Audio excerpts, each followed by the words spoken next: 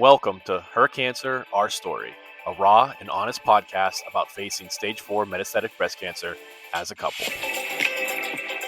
Welcome to this week's episode. I'm Mike. And I'm Kaela. And this is our story.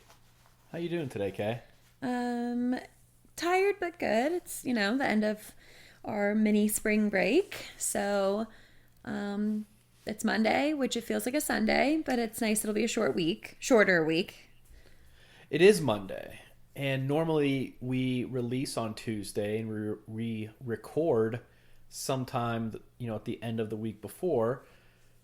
But here we are on a Monday. But Guess what? This is not the first time we have recorded this episode. It's not. I think we got our first initiation to the podcast world. Mm-hmm. And last Wednesday, we did a full episode, 47 minutes. Yep. And then we finished, and I pressed play to see what it sounded like. And then we sounded like a bunch of methed out chipmunks stuck in a tin can with static everywhere. I don't know what happened. We don't know. It got completely corrupted, and there was nothing I could do to fix it. So here we are again. I don't love that we are re-recording. We kind of gave ourselves the weekend because it was Easter and everything. But we are going to do this again. So I apologize if maybe we sound different, or obviously we don't want to sound rehearsed or anything like that, but we're going to try to cover the things that we did discuss originally. Yeah, it was good. But it was really good. I don't know.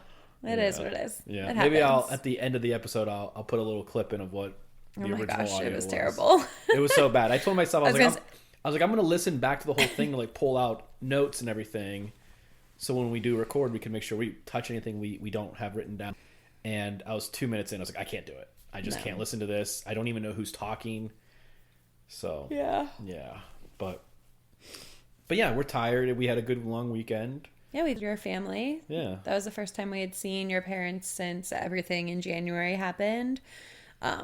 They were there. Well, your mom was there when it all went down. So it was just, I think, probably good for them to like see us in a different like mental and emotional place. Yeah. Than when she last saw us. Obviously, she's talked to us a bunch and she's heard the podcast and everything. But I'm sure for her and for your dad, it was just nice to see us in person. Yeah. It was nice to be there. Yeah. And so, we went to outside of Pittsburgh for that. It was really nice weather. Do we want to go into like the weekend, or do we want to wait till like next episode to talk about that? Yeah, let's wait. Okay. Yeah. We're just going to pretend like it's last week and we haven't done this yet. Yeah. All right, perfect. Yeah. So, some updates. We're getting right into that, right? Yep. Okay. It's update time. All right. So, last week I basically I was in like my off week of the Kisqali. So I'm 3 weeks on, 1 week off of that medication.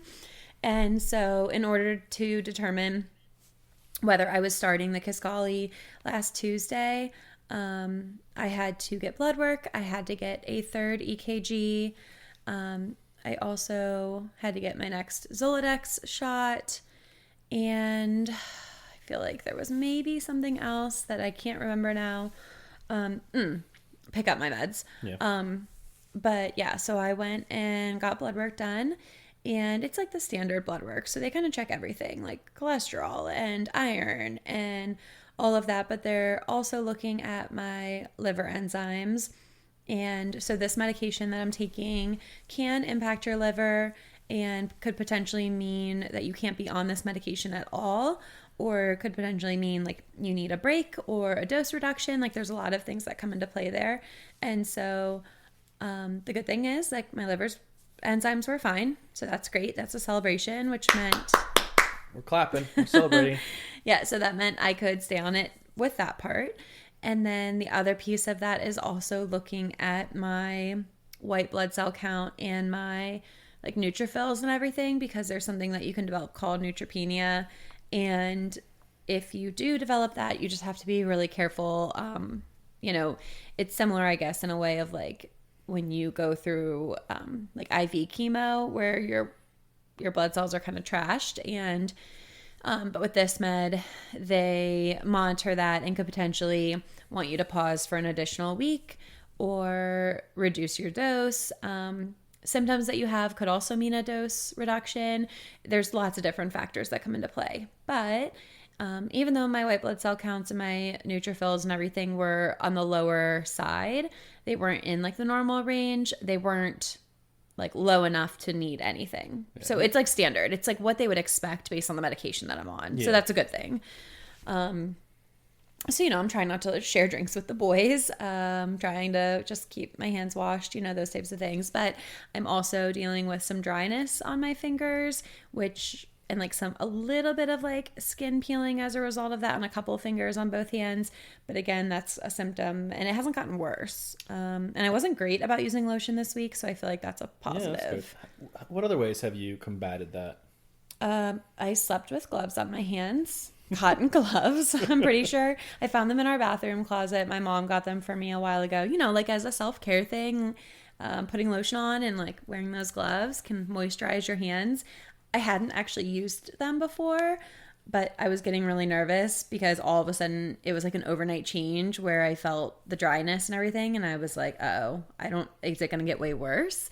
So I slathered them with Aquaphor and then I put these cotton gloves on and slept with them most of the night. But yeah, today, like I can see it a little bit, but I already feel like they're getting a little bit better. Good. So I'm not sure. We'll keep an eye on that one. But Did yeah, my blood work was EKG good. No, not yet. Okay. I'm getting there. Okay. So yeah, blood work overall was good. I got my Zoladex shot. That was the first time that I was at the cancer center that was local, which is nice. Didn't have to drive an hour and a half to get that. And I had like a later afternoon appointment. They're pretty flexible, like for if you work normal hours and things like that. So when I went, there was nobody else there, and just went in, got the shot. It actually the day before had been, I think, something like International Daffodil Day or something. And so the American Cancer Society donated daffodils. So the lady gave me some daffodils to take home. And, the nurse was really nice. The receptionist was really nice. Did you get a sandwich? I did not. Oh. But, I was there for 10 minutes, so. All right. Yeah. Did you not ice as long as you normally? I did ice, but I don't think I iced at quite as long, but I really didn't feel it. Yeah. It's, pressure. But then I almost forgot that I had it. I didn't even notice bruising this time. So I don't know if it's just the way that she injected it or what, but it was much less noticeable. But maybe I'm also just getting used to it. I don't know. This was the third time. So then I tried to go get an EKG. So let me talk to you about the setup of this hospital that we go to. So they have the main hospital, and then they have the professional center, or I think it's called something like that. And so they have different colored entrances, and that just helps you know which entrance you should park near, depending on where in the building you're going to. So, if I'm going to my oncology office, I might need to go to, I don't even remember, it might be the yellow entrance. If I have to go to the pharmacy, it might be the green entrance. Well, I had to go to 3 different entrances technically. And then the cancer center is a separate entrance in this professional center building, but you can't get to it from inside. So you have to go through outside. It was a very hot day. I did a lot of walking. I actually moved my car 3 times because I couldn't. It was very confusing.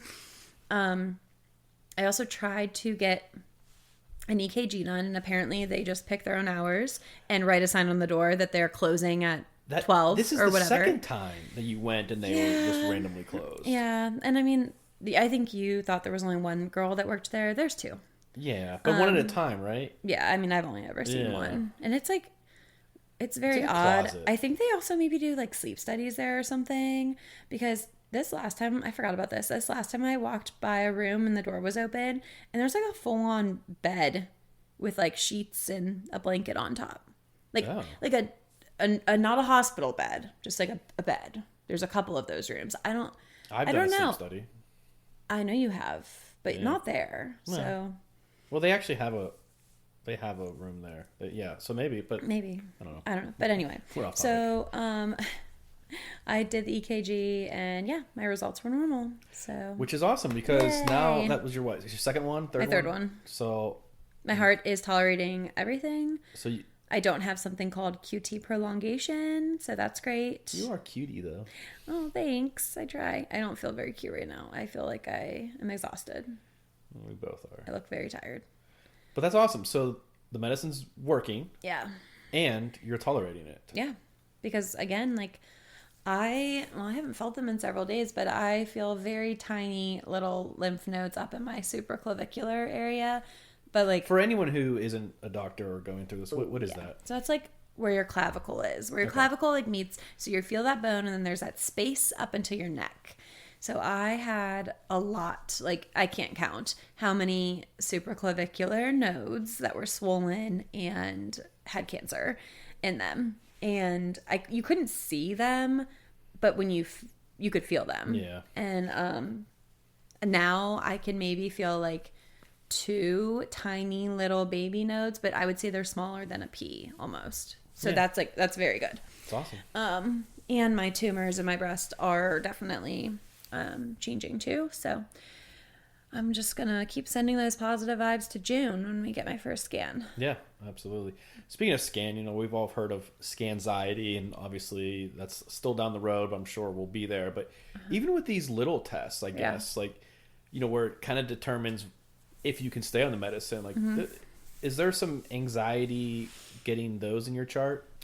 I guess a little bit, yeah. I mean, I was feeling fairly confident. Just my oncologist made me feel a little bit better about the liver enzymes, that it's like not very common. But of course, I mean, who knows, right? Like, just because I'm doing well, a gut punch. Yeah, so, because like I'm tolerating everything fine. And then all of a sudden, like, it's like, oh, the EKG was bad. Yeah, and I mean, I feel like every test that we've done to get this diagnosis has been terrible results. So you kind of almost are just like waiting, right, for the next shoe to drop and like what's going to happen and what is this going to look like. I think I felt pretty good overall about and like optimistic and positive about how this was going to go. Again, like going back to like I do believe a positive mindset, not that it can like overcome medical data, but I do feel like that makes a difference in some way, shape, or form. And I will say though, like that day when I left those appointments, I just like had a yucky feeling of just like, ugh, okay, like, yes, this was good. And yes, it's not, you know, like a super long, terrible thing. And I was able to do it after work and I didn't have to take off. But it was a reminder that this is the rest of my life. Yeah. And like, I'm in the easier part right now, right? Like, down the road, it could become more complicated, more involved, worse side effects and whatever else. And so, I don't know, like right now I'm in like the quote unquote easy part of it, maybe. Yeah. So, and just wondering like, how long is this going to last? Yeah. So. Do you like kind of like waiting for the other shoe to drop, like you mentioned, and everything that's been happening? Do you have like trust issues with your own body? Oh, absolutely. Like, do you feel betrayed or anything like that? Or like, what's the feeling there? I think it's a little bit of betrayal. Like, you know, I mean, not that I'm like, I don't eat perfect. I don't know. I'm not like working out regularly right now. Like, I'm not necessarily like doing all the things, like take care of my body in like this perfect human way. But again, like we're all human, like we all do those things, whatever. But I think I do feel betrayed, and I struggle to trust that my body's going to respond to treatment at this point. Like obviously my body couldn't overcome these cancer cells, and like, but at the same time, I think I have to like rework that mindset to the cancer cells are the enemy. It's not my body. I have to work with my body to fight the enemy, which is the cancer. Yeah. But that's a hard thing to do when like I don't trust anything that is going on. Like every minor feeling, every minor symptom, I question everything. And it's a question of, is this cancer? Is this progression? Is this a side effect of the meds? Should I be worried? Should I message my oncologist? Should I message my friend Becca? Like all these thoughts spiral. And then it's also, do I tell Mike? Do I tell my mom? No, I don't want to worry them. It's not that big. Like, it's fine. But even like minor headaches, like that's something that can happen with menopause. Yeah. Even today on the drive home, you said you had a headache. Yeah. And I ended up having to take meds like ibuprofen for it because it was not going away and getting better. Like now I'm fine.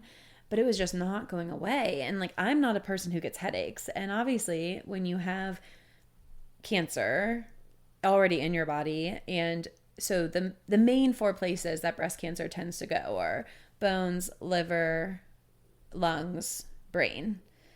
And right now I only have it in my bones. But then it also, like, I think, well, I haven't had a brain scan yet. So I don't have any of like the symptoms that you would expect. But then I start to question myself of like, well, what if it is there? And not that that's, I don't know, not that it's going to change anything right now, but, you know, a little headache does make me wonder. But I haven't had a headache in over a week. So I mean, most likely it's nothing. But it's also one of those things of like, do I tell you? Like, going back to that, like, I don't want to make you more worried than you already are, because I'm sure you're already, anytime I mention something, you are probably spiraling in your own head, but like, I don't want to make Kaela panic, so I'm not going to say anything, right? I mean, like, am I obvious? Like, I remember that you had a headache today in the car. I know. You know, wouldn't like, normally remember that. Wasn't that. just a, like, I didn't just take it. I was like, oh, she has a little headache. Like, immediately I got, you know. Because you know I don't get them. But even anything you say. So. Like, I kind of get the same thing too, like some of this. Like now, anytime something's wrong with me, like my back's been hurting a little bit. It's like, oh my gosh, do I have something going on with me? And I know. And like, not that I'm scared for me necessarily, but it's like, both of us can't have this. Yeah, it's like high alert of, like, we have young kids, like, we can't both be dealing with these big scary things. But I think it's also then like a reminder of like, we have to take care of ourselves. Like, yes, you are a supporter and a caregiver of me, but I need you to follow through and take care of yourself, which I feel like you've been doing pretty good. Like, you went and got your first skin check a few months ago, like those types of things. But it's, I need you to take care of me so that way you can be here. I mean, I need you to take care of yourself so that you can be here when I need you for me, but I need you to take care of the boys too. Yeah. So, not that I'm going anywhere, but you know, it's just one of those things. But yeah, trusting my body is hard. And speaking of, sorry, I don't mean to cut you off, but you know, taking care of ourselves and everything, and you know, I ask you each week, what have you done for yourself? And something that we've been talking about is working out. You've been crushing it. You've been crushing it. I know. Been walking a lot. Yeah. I kicked your butt on a walk this week. So I was such a baby. Like you were. I'm actually a little disappointed in I know. you. Like I'm out of shape, but I still feel like I'm in better shape than like most general public. And you're in decent walking shape. Like, you play disc golf, and you say you like power walk through these courses. I do. And I like to hike a lot and everything. But walking for exercise, I don't know. I didn't like it. So let me set the scene. Like, we went. I said, hey, we're in Pennsylvania, Western PA. It is hilly. We're at his parents' house. Like, he grew up running these roads all the time because he ran in high school and college, whatever. And so I'm like, I'm going to go for a walk. I just want to go local. Like, I just want to go down. He's like, okay, I'll come with you. We start walking down the driveway. I am a fast walker, and I know this about myself. We go down their driveway, then there's a big, long hill. First off, he doesn't want to go down the hill that I'm going down. I'm like, no, I want to power walk up it at the end. He's like, I've spent my whole life avoiding this hill, but it doesn't matter. That's what I wanted to do. It was my walk. Okay. I don't bring a phone. I don't bring headphones. Like, I have nothing. So then we get down to the bottom of the hill, and we're walking, and I'm 1 or 2 steps ahead of you. And you do what you always do. Go ahead. What do you always say to me? I start too fast. You do. You say I dive into it and I just go too aggressively and it's too much for you. So I'm like, okay, I'll slow down a little bit. But then the complaining starts and it was just too much. So then what did we do the rest of the time? You walked ahead. Like, far ahead. I got very far ahead of you. Yeah. Well, I stopped and looked at the water. There's a creek at the one spot. Yeah, because you didn't want to walk up the next hill. Well, I also want to see what's in the creek. There could have been turtles or so then something. You keep walking, but then I catch up again. And then I pass. You caught up because I slowed down too because there was a dog. So I know. You were trying to protect me. I appreciate that. Yeah. There was one moment where I was a little scared. Yeah. But He was a nice boy. I was out there to power walk. I know. And I was like, I was annoyed because, I mean, I was fine. I was happy you were there. But I was a little annoyed because I didn't bring my headphones or my phone because I thought we were going to be talking the whole time. And then I walked the entire Who the heck hour. can talk at that I pace? walked the entire hour by myself. No, not the entire hour. Okay. 38 I'm minutes sorry. of it. 55 minutes of the entire hour. Somewhere in the middle there. Yeah. But I realized that I don't like to power walk. I don't like to walk for working out. That's not exercise to me. It was hard. That's what I'm allowed to do right now. I'm not allowed to run right now. I know, but I thought we were going out for a leisurely walk. What part of me working out means I'll leisurely stroll down the driveway? Look, I was wrong. I get it. Okay. Thank you. Yeah.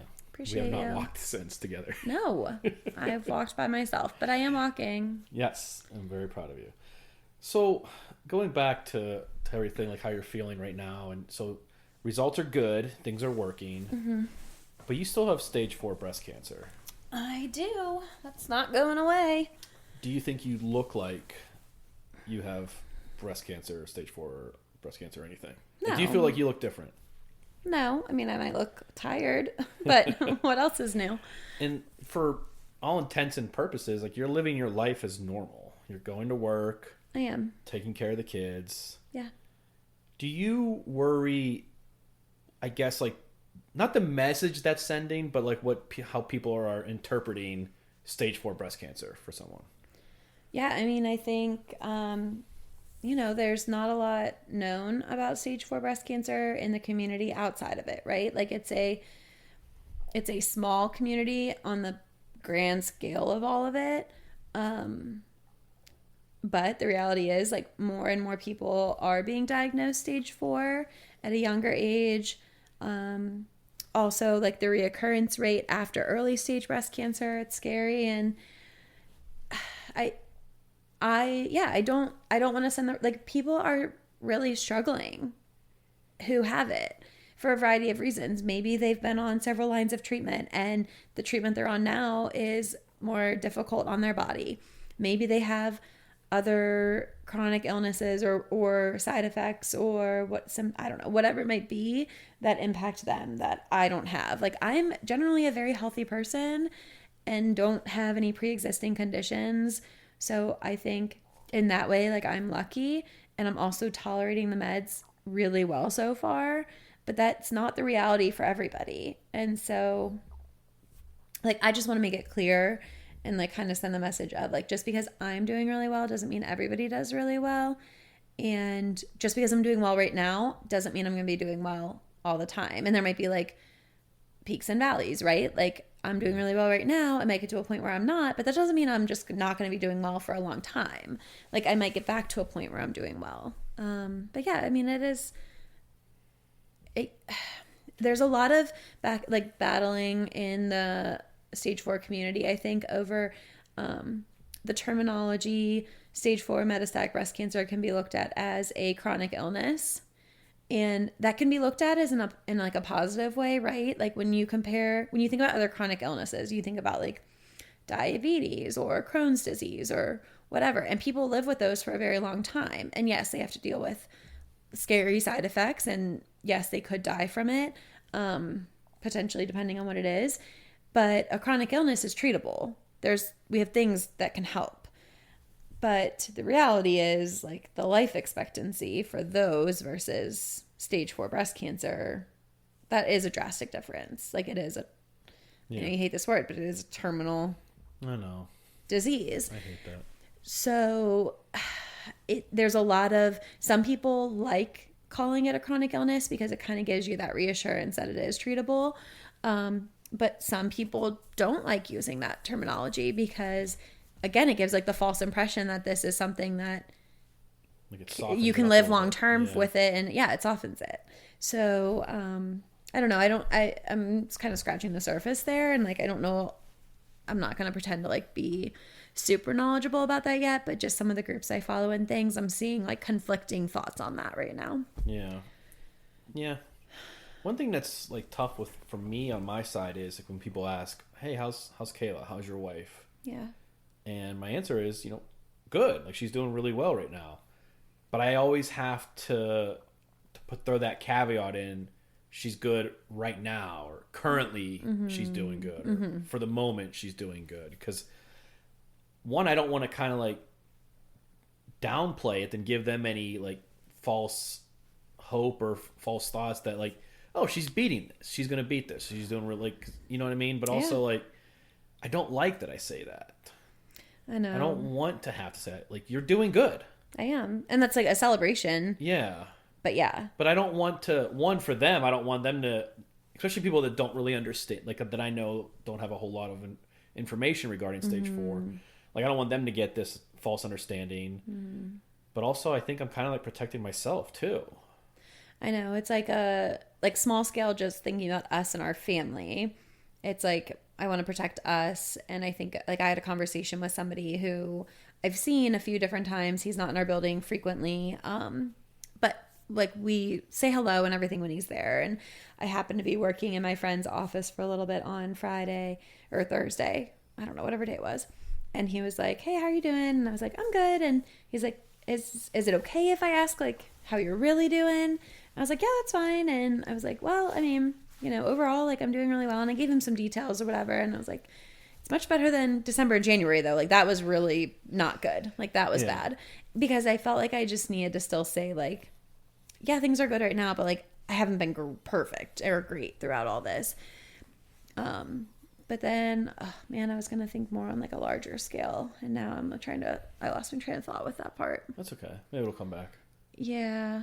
I think it's like one of those things that I don't want to diminish the severity of a stage 4 cancer diagnosis. And really, that's not just breast cancer, like any stage 4 diagnosis. Like some are less treatable than others, of course, and some you get a very, very, very short timeline. And like, yes, breast cancer, generally speaking, people are living longer. But when we think about the like research and the funding for research specifically towards metastatic breast cancer, it's a super small percentage compared to the percentage that goes towards the early stage breast cancers. And not that we can't benefit from some of the things that are being researched in early stage breast cancers, but we also know that a lot of the treatment methods for early stage versus late stage are different. And so I don't want anyone to like think that it's not important to try to advocate for more funding and more research dedicated to stage 4, because the reality is like the majority of people who die from breast cancer die from stage 4 breast cancer. They don't die from early stages. Yeah. So if we can figure out stage 4 breast cancer and ways to treat, possibly cure it, or like have curative intent for stage 4, then that will help everybody. Because again, the reoccurrence rate from early stages into stage 4 breast cancer is like 30%. So that's saying like, even if you have stage 1, your reoccurrence rate could be like 30%. That's crazy. It's scary. I mean, if you have a later stage, like stage 3 or whatever, I think it's a little bit higher. I'm not 100% sure. Like you're probably at a higher risk. But yeah, I mean, so again, like any research for stage 4 will help earlier stages. But so the community outside of stage 4 is not knowledgeable about it.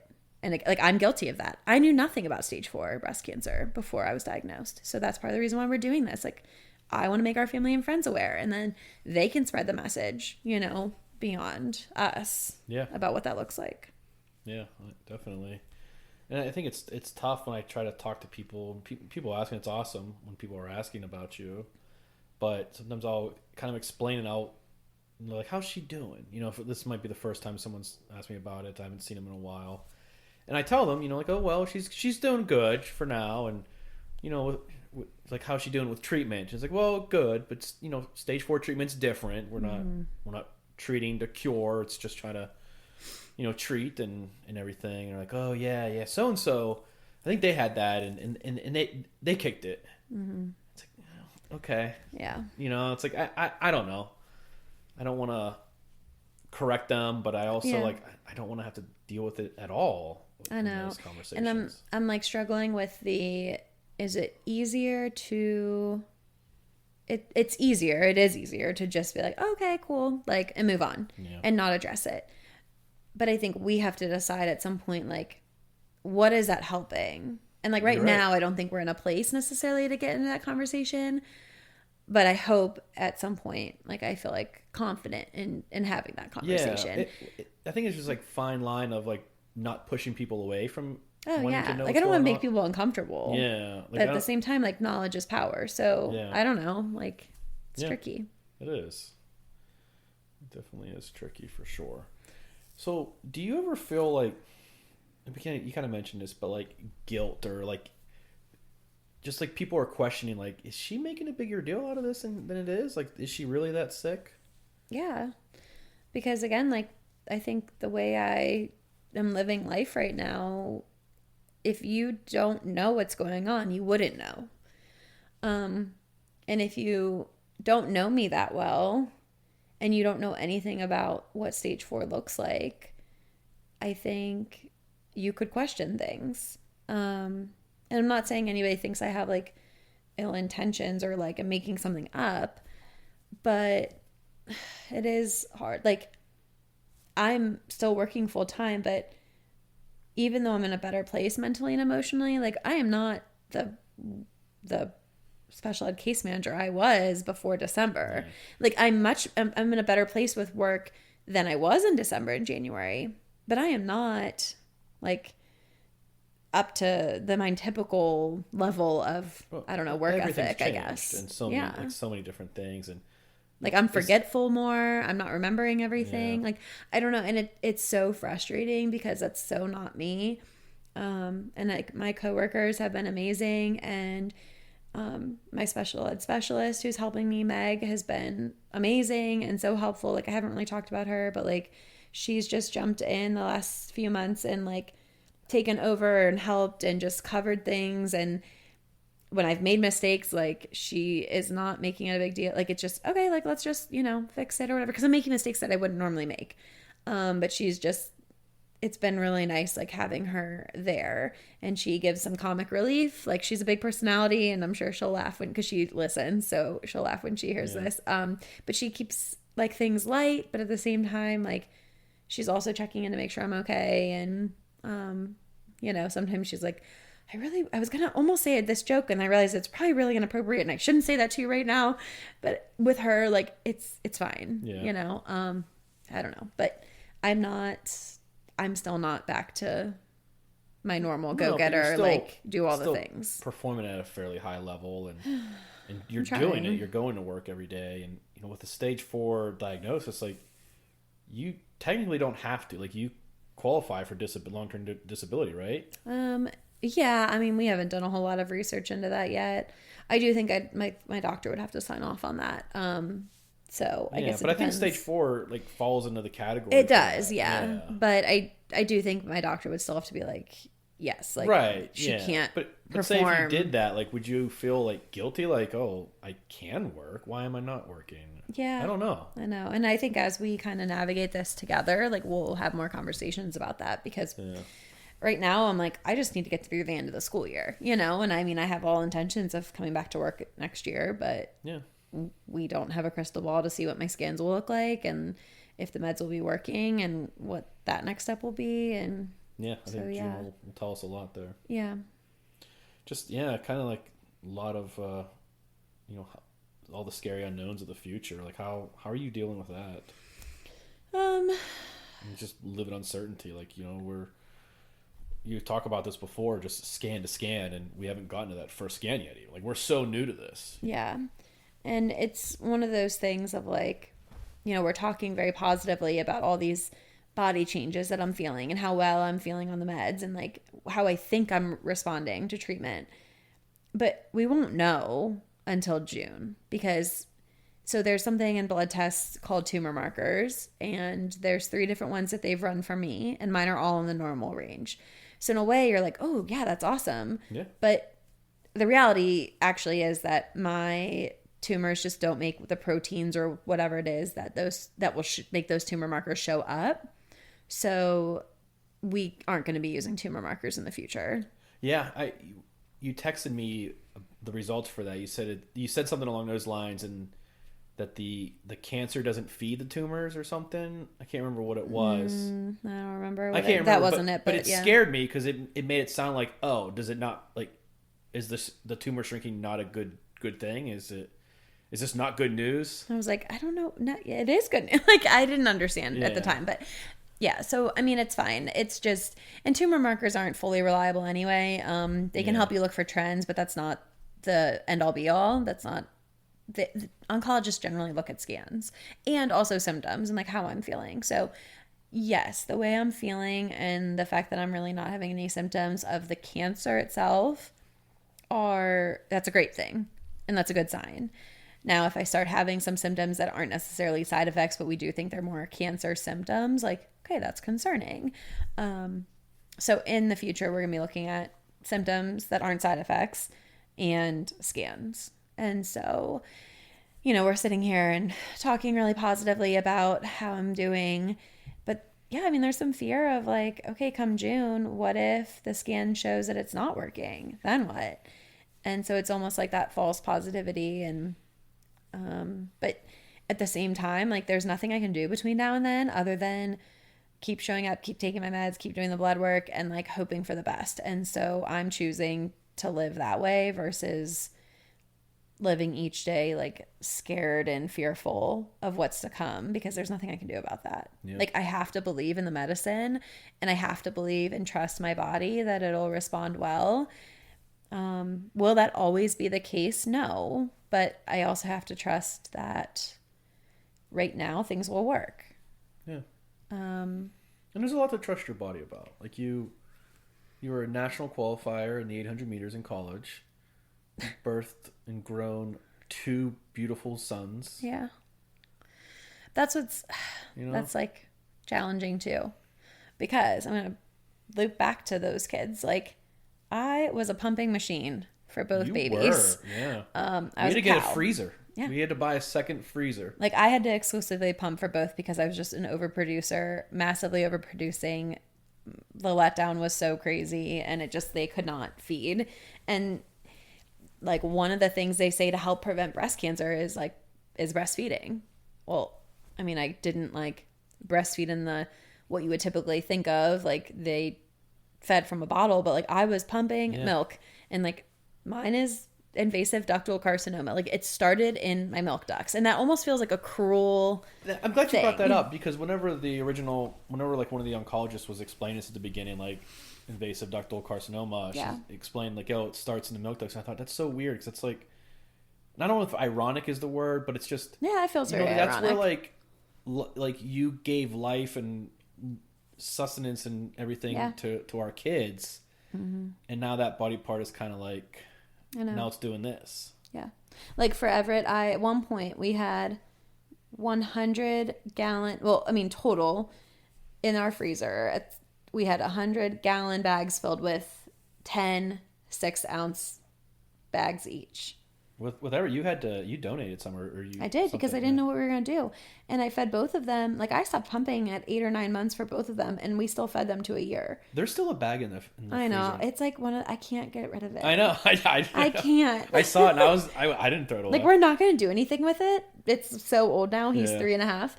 But I can't get rid of it. Yeah. Although I saw it the other day when I cleaned out not the other day, but I cleaned out the freezer like a month or 2 ago. And I was like, this just is cruel. Like, because I found it and I forgot it was in there. And I was like, this stupid milk. Like that, I don't know. I worked so freaking hard to do all that. And like these things still betrayed me. But again, I have to think it's the cancer cells are betraying me and like disrupting my body. It's not my body that's betraying me. Yeah. But yeah, it's kind of a weird, I mean, and again, like Everett's, he's 3.5. So I don't know. Like I stopped at when he was 8 or 9 months old. Yeah. So I don't know. It's just frustrating, I guess. It is. But I mean, one of the things that I'm seeing again, like from people I'm following or like not influencers, but like people in the stage 4 community, like women are finding lumps while they're breastfeeding and then they're being kind of pushed off of like, yeah, well, it's a milk duct. It's, a clogged duct, whatever. And then they find out later, no, that was actually a tumor. Yeah. So it's, I don't know, I'm advocating again for just women's health in general of like, women, trust your bodies, trust what you know about yourself. If you feel like something is off, tell somebody. If they don't believe you and you still feel like something is not right, like get a second opinion, go to somebody else, fight for yourself, because unfortunately, not everybody is going to fight for you in the medical field. And because they also have to follow, like they are instructed to follow certain guidelines, certain things. And if you're a new mom or you're really unsure and it's so hard because you already don't feel like yourself in your own body. So then you kind of feel like something might be weird, but your doctor is telling you, no, that's normal. That's just a clogged duct or whatever. So, I mean, why wouldn't you believe them? But if you really aren't sure, like push. Be the, what is it, squeaky wheel? Yeah, be the squeaky wheel. I don't know. That's just my little PSA. Advocate for yourself. I think that's good information to have. Yeah. All right. Well, what do we have to look forward to? What's coming up next? So we have a shorter work week. We have a weekend at home. Track season starts this weekend for Liam. And then 2 weeks from now, well, less than 2 weeks from now, we are heading to Philly for the Living Beyond Breast Cancer Stage 4 conference. Yeah. So looking forward to that. I think the next episode we'll kind of do like a little preview and talk about some of the sessions we're gonna. Oh yeah. That time we said we were gonna do that. Yep. I think that'll be good. Yeah, so that'll be really nice. We made some shirts. Plain. I can't remember if we mentioned this, but I went and got like a heat press to make our own shirts. Just I don't know. That's something. For those of you who don't know Mike, he goes all in. Once he decides he's going to do something, he has like 110% full throttle. Let's go. And I don't like waiting. No, so he is all in on this. But I think you're kind of taking over like the podcast tech stuff and then the shirt stuff, where I'm like focusing more on the social media side of that and doing like, I don't know, you kind of have to push me to like post things, but I'm the one responding to things. I'm the one that's doing all of that. So I think that's kind of nice. Like, yes, we're involved in everything, but you're taking on some things that I just don't have the capacity for. I was playing around and made a design for like a Thriver design, and you posted it on Instagram, and we're gonna bring some shirts to like, we just want to give them away, and you see people. Hopefully, people like them. Yep. But I think ultimately with that, I'd like to, maybe have like our own little online store for those type of shirts, and have something, but have like the proceeds go to one of the local organizations or something like specific for stage 4. Yeah, we'll have to figure that out a little bit, but so yeah, and then we just have hopefully we have some nice weather, but some big news. This is episode 10. Yeah. If you're listening. So technically 11 because this is a repeat recording. Yes.